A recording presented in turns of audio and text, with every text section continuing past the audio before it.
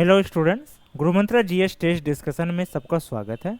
आज हम लोग हिस्ट्री का 11वां क्लास है। हिस्ट्री टेस्ट डिस्कशन का 11वां क्लास है, जिसमें हम लोग हिस्ट्री का क्वेश्चन डिस्कशन करेंगे। इससे पहले 10 टेस्ट हिस्ट्री का और 4 क्लास जो है पॉलिटी का क्वेश्चन का डिस्कशन कर चुके हैं। तो हम लोग अपना क्वेश्चन देखते हैं। आज का जो पहला क्वेश्चन है उसको देखते हैं। पहला क्वेश्चन है, इनमें से कौन सा कथन सत्य है? इनमें से कौन सा कथन सत्य है? सरंजामी व्यवस्था मराठा भू राजस्व प्रथा से संबंधित है। सरंजामी भूमि मराठा वेतनदारों को उनके निर्वहन के लिए प्रदान की जाती थी।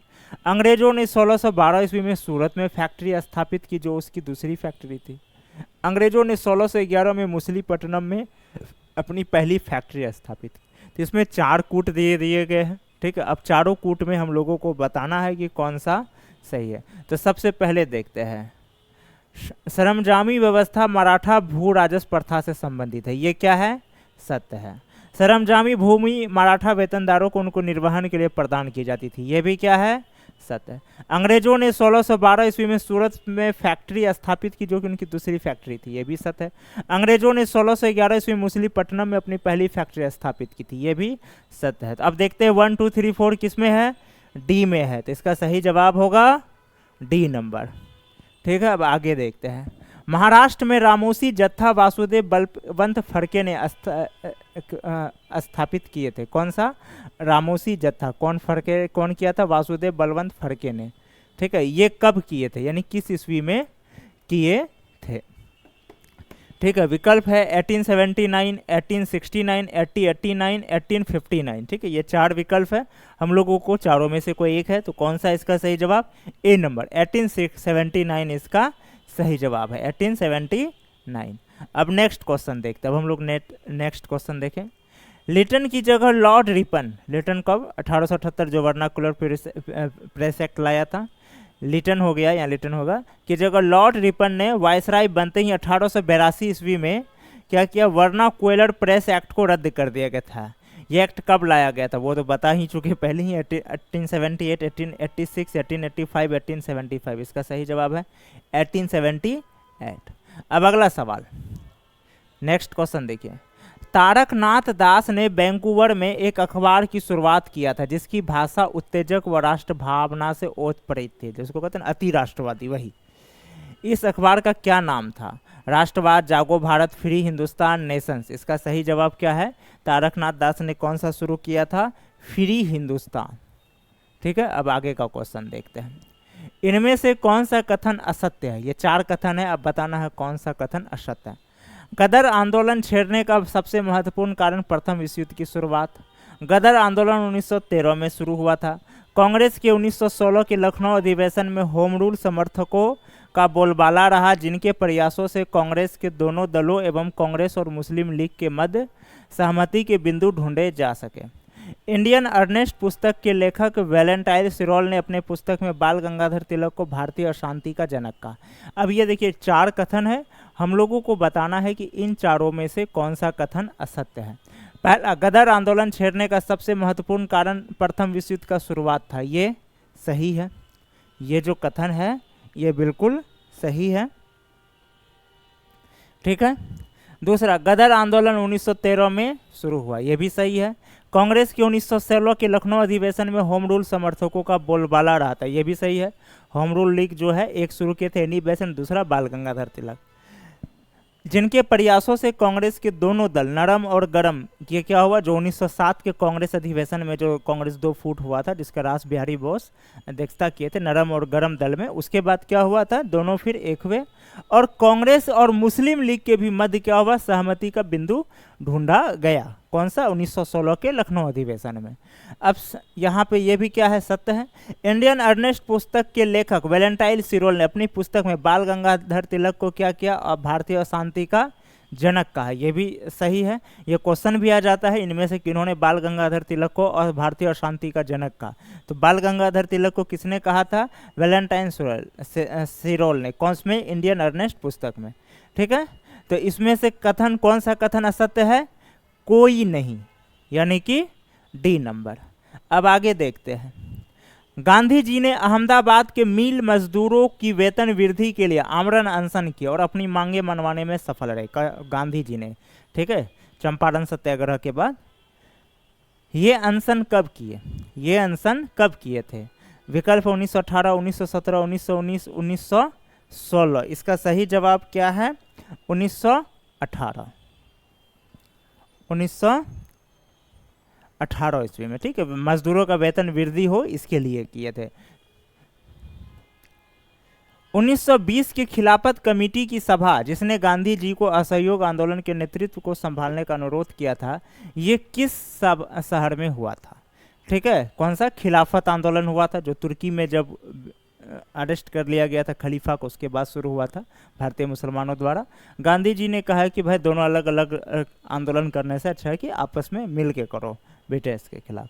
तो इसका सही जवाब क्या होगा? इसका विकल्प है लखनऊ, लाहौर, इलाहाबाद, मुंबई। इसका सही जवाब है इलाहाबाद। अगला सवाल, अवध के एका आंदोलन का मुख्य उद्देश्य बढ़े हुए लगान को ना देना था, किंतु वैध लगान को वे समय पर देने के लिए प्रतिबद्ध थे। ठीक है, यानी कि जो आप बढ़ाए हैं हम उसको नहीं देंगे और जो वैलिड लगान है, टैक्स है, वो हम समय पर दे देंगे, मतलब ये हुआ। इस आंदोलन का नेतृत्व मदारी पासी ने किया था। इसका नेतृत्व किसने किया था? मदारी पासी ने। यह भी क्वेश्चन आ जाता है कि अवध के एका आंदोलन का नेतृत्व किसने किया था? याद रखिएगा, मदारी पासी ने। सवाल यही है, ये आंदोलन कब हुआ था? 1921 ईस्वी, 1922 ईस्वी, 1923 ईस्वी, 1934 ईस्वी या 1853 ईस्वी? इसका सही जवाब क्या होगा? ए नंबर, 1921 ईस्वी। अगला सवाल, आज़ाद हिंद फौज के संस्थापक सेनापति कौन थे? जो आज़ाद हिंद फौज है उनका संस्थापक सेनापति कौन थे? सुभाष चंद्र बोस, कैप्टन मोहन सिंह, चंद्रशेखर आजाद, भगत सिंह। इसका सही जवाब है कैप्टन मोहन सिंह। ठीक है, अब आगे का देखते हैं। आज़ाद हिंद फौज के स्थापना का ख्याल सर्वप्रथम किनके मन में आया? ठीक है, आज़ाद हिंद फौज के स्थापना का ख्याल सबसे पहले किनके मन में आया? कैप्टन मोहन सिंह, चंद्रशेखर आजाद, भगत सिंह, बाल गंगाधर तिलक। इसका सही जवाब क्या है? कैप्टन मोहन सिंह। देखिए, आज़ाद हिंद फौज का जो है कंसेप्ट लाया कौन? कैप्टन मोहन सिंह। हाँ, इसको विख्यात कौन किया? इस आज़ाद हिंद फौज को आज हम लोग जानते हैं, जो मुख्य रूप से इसको जो इसका सही रूप से जो इसका उपयोग किया, जो इसको शक्तिशाली बनाया, वो कौन? सुभाष चंद्र बोस, जिसको नेताजी भी कहते हैं, लेकिन इसका स्थापना का श्रेय जाता है कैप्टन मोहन सिंह को। अगला सवाल, इनमें से कौन सा कथन सत्य है? जैसे फिर 4 कथन है, अब बताना है इनमें से कौन सा कथन सत्य है। 1937 के चुनाव के फलस्वरूप विभिन्न प्रांतों में भारतीय राष्ट्र कांग्रेस की सरकारों का गठन हुआ। 1937 के चुनाव के उपरांत कार्यकारिणी कमेटी 1937 के अंतर्गत कांग्रेस कार्यकारिणी समिति ने भू स्वामित्व को समाप्त करने की नीति अपनाई। छोटा नागपुर के कोलारी आदिवासियों ने अपने क्षेत्र में अंग्रेजी सत्ता का विरोध करते हुए 1820 से 1836 तक आंदोलन किया। बिरसा मुंडा विद्रोह को उलगुलान विद्रोह भी कहा जाता है। अब इनमें से देखना कौन सा चारों में से, इन चारों में से कौन सा कथन सत्य है, फिर उसके कूट के हिसाब से हम लोग सही आंसर चूज करेंगे। 1937 के चुनाव के फलस्वरूप विभिन्न प्रांतों में भारतीय राष्ट्र कांग्रेसों की सरकारों का गठन हुआ, सत्य है। 1937 के चुनाव के उपरांत कार्यकारिणी कमेटी 1937 के अंतर्गत कांग्रेस कार्यकारिणी समिति ने भू स्वामित्व को समाप्त करने की नीति अपनाई, बिल्कुल सही है। छोटा नागपुर के कोलारी आदिवासियों ने अपने क्षेत्र में अंग्रेजी सत्ता का विरोध करते हुए 1820 से 36 तक आंदोलन किया, यह भी सही है। बिरसा मुंडा विद्रोह को ही उलगुलान विद्रोह कहा जाता है, सही है। इसका सही जवाब 1 2 3 4 कहाँ है? ए में, तो इसका सही जवाब हो गया ए नंबर। अब आगे का सवाल देखते हैं।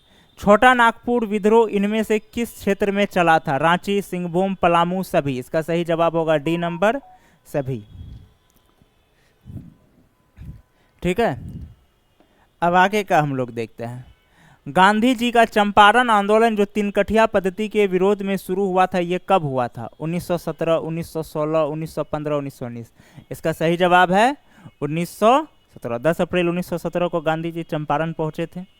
यहाँ इन ब्रज किशोर प्रसाद, JB कृपलानी, राजेंद्र प्रसाद, ये सबसे मिले और उसके बाद जो है आंदोलन किए गए। राजकुमार शुक्ला इसको निमंत्रण दिए थे। लखनऊ इनको कौन सा शायद लखनऊ अधिवेशन में शायद दिए थे, या लखनऊ अधिवेशन या कानपुर अधिवेशन में मिले थे, वहीं पे लखनऊ अधिवेशन में शायद, हाँ लखनऊ अधिवेशन में दिए थे। बिरसा मुंडा विद्रोह, जिसे कि उलगुलान विद्रोह भी कहा जाता है, किस ईस्वी में हुआ? 1899, 1853, 1894, 1858। इसका सही जवाब है 1899। ठीक है, इसको उलगुलान विद्रोह भी कहा जाता है, तभी हुआ था। आदिवासी समाज में उनको भगवान का दर्जा प्राप्त, भगवान बिरसा मुंडा कहते हैं। जनजातीय गौरव दिवस उसी के इसमें मनाया जाता है 15 नवंबर को। इनमें से कौन सा कथन असत्य है? सर जेम्स आउटरम एवं डब्ल्यू टेलर ने 1857 के विद्रोह को अंग्रेजों के विरुद्ध हिंदू मुसलमानों को षड्यंत्र की संज्ञा दी। 1857 ईस्वी के संग्राम में साहूकार, शिक्षित वर्ग और भारतीय शासक इस विद्रोह से अलग भी रहे एवं उन्होंने अंग्रेजों की सक्रिय मदद भी की। बिहार में 1857 के विद्रोह की शुरुआत का क्रम इस प्रकार रहा: रोहिणी, पटना, मुजफ्फरपुर एवं Jagdishpur. Governor general Lord Harding ने नरबली प्रथा पर प्रतिबंध लगाया, जिसके कारण खोंड जनजाति ने अंग्रेज के विरुद्ध विद्रोह किया था। अब ये 4 कथन अब हम लोगों को बताना है, इनमें से कौन सा असत्य है। देखिए, सर जेम्स आउटरम एवं डब्ल्यू टेलर ने 1857 के विद्रोह को अंग्रेजों के विरुद्ध हिंदू मुसलमानों के षड्यंत्र की संज्ञा दी, ये सही है। 1857 ईस्वी के संग्राम में साहूकार, शिक्षित वर्ग और भारतीय शासक इससे अलग रहे, उन्होंने अंग्रेज की सक्रिय मदद भी की। एक तो अलग भी रहे और हेल्प भी किया, ये भी सत्य है। हालांकि बहुत सारे रियासत थे या शासक थे जो कि विद्रोह के, लेकिन ज़्यादातर उनके साथ ही रहे, सक्रिय रूप से मदद किए। सिंधिया परिवार में उसी पर आरोप लगता है। बिहार में 1857 के विद्रोह की शुरुआत क्रम इस प्रकार है: रोहिणी में मूर्धन्य होगा, पटना, मुजफ्फरपुर, जगदीशपुर। तो देखिए, इसका जो होगा सही जवाब है ये भी। हालांकि रोहिणी जो है वर्तमान में झारखंड में आता है, लेकिन तत्कालीन बिहार के हिसाब से ये सही है, और वर्तमान में रोहिणी झारखंड एरिया में जा चुका है। ठीक है। चौथा, गवर्नर जनरल लॉर्ड हॉर्डिंग ने नरबली प्रथा पर प्रतिबंध लगाया था, जिसके कारण खोंड जनजाति ने अंग्रेज के विरुद्ध विद्रोह किया था, ये भी सही है। तो इसका असत्य कौन है? कोई नहीं। अब देखना है अगला सवाल, इनमें से कौन सा कथन सत्य है? उसमें असत्य था, अब इसमें है सत्य है। 1905 के स्वदेशी आंदोलन में बहुसंख्यक मुसलमानों ने साथ नहीं दिया था, विशेषकर खेतिहर मुसलमानों ने, जिसका प्रमुख कारण अंग्रेजी सरकार द्वारा मुसलमानों में सांप्रदायिकता का जहर घोलना था। 1905 के स्वदेशी आंदोलन में कृषक भी इस आंदोलन से नहीं जुड़ सके थे। महात्मा गांधी ने खिलाफत आंदोलन को हिंदुओं और मुसलमान की एक एकता के अवसर के रूप में देखा, जो 100 वर्षों में भी पुनः प्रस्तुत नहीं होगा। असहयोग आंदोलन वापस लेने के बाद 10 मार्च 1922 ईस्वी को गांधी जी को गिरफ्तार कर 6 साल के लिए जेल भेज दिया गया था। अब देखना है कौन सा कथन इसमें से सत्य है। ठीक है, इसका विकल्प छोड़ दिया गया है। ऐसे हम लोग देखते हैं कौन सा सत्य है, यहाँ पे जो सेट किए हैं वो विकल्प ही छोड़ दिए हैं। अब क्या किया जा सकता है? एक्चुअली काम का प्रेशर रहता है थोड़ा सा फास्ट में, तो हो जाता है मिस्टेक। तो हम लोग देखते हैं ऐसे कौन कौन सा इसमें सत्य है। 1905 के स्वदेशी आंदोलन में बहुसंख्यक मुसलमानों ने साथ नहीं दिया था, विशेषकर खेतिहर मुसलमानों ने, जिसका प्रमुख कारण अंग्रेजी सरकार द्वारा मुसलमानों में सांप्रदायिकता का जहर घोलना था। ठीक है, ये सत्य है। 1905 के स्वदेशी आंदोलन में कृषक भी इस आंदोलन से नहीं जुड़ सके थे, ये भी सत्य है। महात्मा गांधी ने खिलाफत आंदोलन को हिंदुओं और मुसलमानों की एकता के एक अवसर के रूप में देखा, जो 100 वर्षों में भी पुनः प्रस्तुत नहीं होगा, ये भी सत्य है। असहयोग आंदोलन वापस लेने के बाद 10 मार्च 1922 ईस्वी को गांधी जी को गिरफ्तार कर 6 साल के लिए जेल भेज दिया, ये भी सत्य है। तो इसका मतलब क्या हुआ? ये चारों के चारों कथन सत्य है, इसलिए इसका आंसर होगा सभी कथन सत्य है। अभी चूंकि विकल्प है ही, मिस कर गए हैं।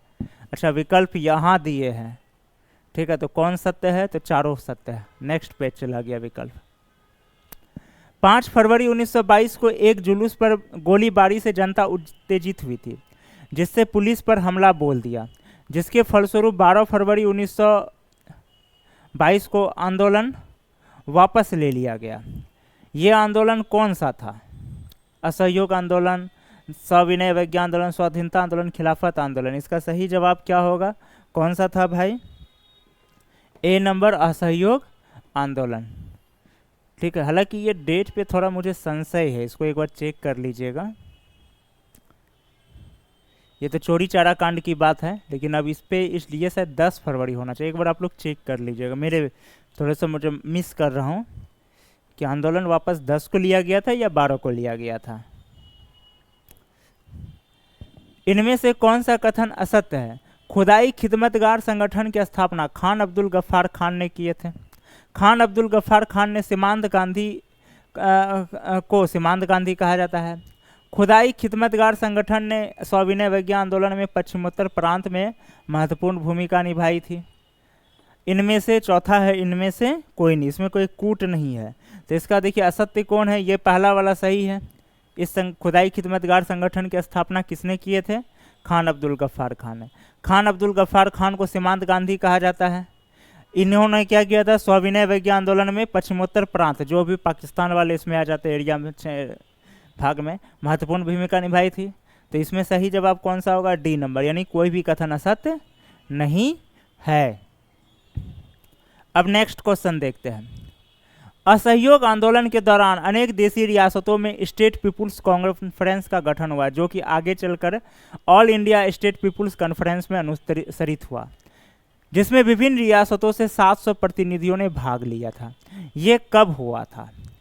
ये कब हुआ था? ठीक है, 1927 ईस्वी, 1924 ईस्वी, 1932 ईस्वी, 1936, ये होगा 1900। असल में यहाँ दौरान नहीं, असहयोग आंदोलन के बाद होगा। स्टेपिंग में मिस रहा।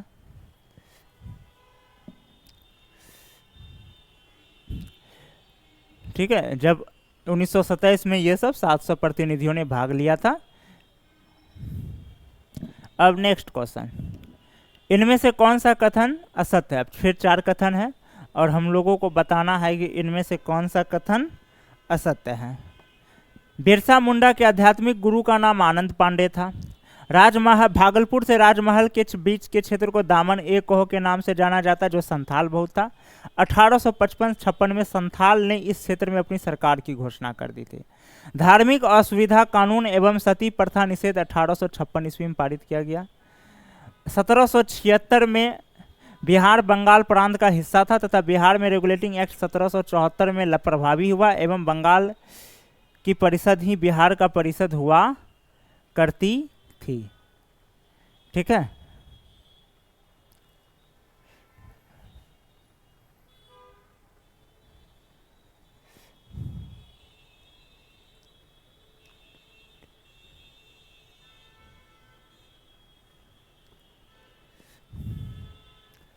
तो देखते हैं इसमें कौन कौन सा गलत है। बिरसा मुंडा के आध्यात्मिक गुरु का नाम आनंद पांडे था, सही था। भागलपुर के से राजमहल के बीच के क्षेत्र को दामन ए कोह के जाना जाता है, ये भी सही है। ये संथाल बहुल था और इसमें 1856 में इसको घोषित। धार्मिक असुविधा कानून एवं सती प्रथा निषेध 1856 में लागू हुआ। लेकिन चौथा क्या है? 1774 में बिहार बंगाल प्रांत का हिस्सा था, सही है। बिहार में रेगुलेटिंग एक्ट 1774 में प्रभावी हुआ एवं बंगाल की परिषद ही बिहार का परिषद हुआ करती थी। देखिए यहाँ पे ना ये डेट मिस, क्योंकि ऑप्शन के अनुसार ऐसे ये 4 नंबर गलत हो जाएगा, क्योंकि 1700 जब कानून आया तो सब में ना लागू होगा। तो 1772 में कानून बना और 73 में लागू हुआ, तो पूरा बंगाल में लागू हुआ और बिहार बंगाल का हिस्सा था तो लागू होगा। लेकिन यहाँ पर है नहीं, तो यहाँ मेरे विचार से 73 होना चाहिए, मिस से 74 कर दिया गया है टाइपिंग।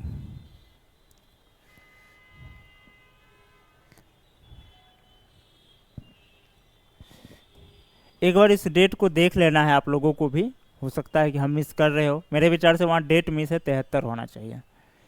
लोकहितवादी के नाम से गोपाल हरि देशमुख प्रसिद्ध समाज सुधारक है, ये किस राज्य में है? लोकहितवादी के नाम से गोपाल हरि देशमुख जो है समाज सुधारक, ये किस राज्य से है? गुजरात, बिहार, महाराष्ट्र, राजस्थान। ठीक है, इसका सही जवाब होगा सी नंबर, महाराष्ट्र। दक्षिण तमिलनाडु में नडारो द्वारा मंदिर में प्रवेश के अधिकार की मांग की प्रस्तुति के कारण तिरुनेलवेली में भयंकर दंगे हुए थे। ये घटना कब हुई थी? 1899, 1799, 1935, 1948। ठीक है, इसका सही जवाब है 1899। कहाँ? दक्षिण तमिल। किसके द्वारा? नडारो द्वारा। इनमें से कौन सा कथन सत्य है? 4 कथन है, बताना है कौन सा सत्य है। 19वीं सदी को भारत में धार्मिक एवं सामाजिक पुनर्जागरण की सदी माना गया। जिस दौरान के आंदोलन ने बुद्धिजीवी, नगरीय, उच्च जातियों तथा निर्धन सर्वसाधारण वर्ग को मुख्य रूप से आकर्षित किया। अक्टूबर 1924 में सचिंद्रनाथ सन्याल ने हिंदुस्तान रिपब्लिकन एसोसिएशन की स्थापना की, जिसका मुख्य उद्देश्य औपनिवेशिक सत्ता को उखाड़ फेंकना था।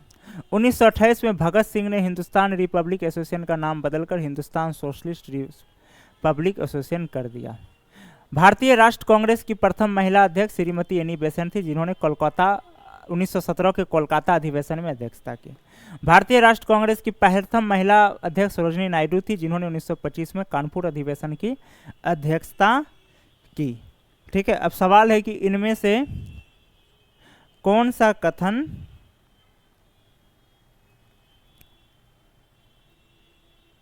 सत्य है। ठीक है, तो हम लोग पहले इसका देखते हैं कूट। तो हम लोग पहले हम लोग देखते हैं कौन सा कथन कौन सा सत्य है। 19वीं सदी को भारत में धार्मिक एवं सामाजिक पुनर्जागरण की सदी माना गया। सत्य, इस दौरान आंदोलन ने बुद्धिजीवी, नगरीय, उच्च जाति तथा निर्धन को आकर्षित किया, ये भी सत्य। अक्टूबर 1924 में सत्येंद्रनाथ सन्याल ने हिंदुस्तान रिपब्लिक एसोसिएशन की स्थापना किया। सत्य, जिसका मुख्य उद्देश्य औपनिवेशिक सत्ता को उखाड़ फेंकना था। 1928 में ही भगत सिंह ने हिंदुस्तान रिपब्लिक एसोसिएशन का नाम बदलकर हिंदुस्तान सोशलिस्ट रिपब्लिक एसोसिएशन कर दिया। सत्य, भारतीय राष्ट्र कांग्रेस की प्रथम महिला अध्यक्ष श्रीमती एनी बेसेंट थे। सत्य, इन्होंने 1917 के कोलकाता अधिवेशन में अध्यक्षता की है, ये भी सत्य। भारतीय राष्ट्र कांग्रेस के प्रथम महिला अध्यक्ष सरोजिनी नायडू थे। सत्य, इन्होंने 1925 के कानपुर अधिवेशन में अध्यक्षता की, यह भी सत्य। तो इसका सही जवाब हो जाएगा 1 2 3 4। अब अगला देखते हैं। सत्य शोधक समाज नामक संगठन की स्थापना महाराष्ट्र में ज्योतिबा फूले ने किए थे, जिनका उद्देश्य निम्न जातियों के कल्याण करने तथा पाखंडी एवं स्वार्थी ब्राह्मणों से उन्हें सुरक्षा दिलाने के लिए की थी। इन्होंने कब किए थे? 1917, 1873, 1875, 1858। इसका सही जवाब क्या होगा? B number 1873। चलिए अब अगला सवाल हम लोग देखते हैं। इनमें से कौन सा कथन सत्य है? ठीक है, 4 कथन है, इसमें से बताना है कौन सा सत्य है और कौन सा नहीं है।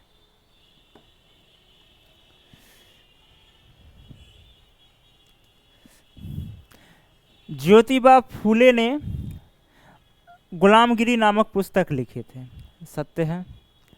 गांधी जी के राजनीतिक गुरु गोपाल कृष्ण गोखले, यह भी सत्य। ठीक है, भारत सेवक समाज की स्थापना गोपाल कृष्ण गोखले ने किए थे, यह भी सत्य।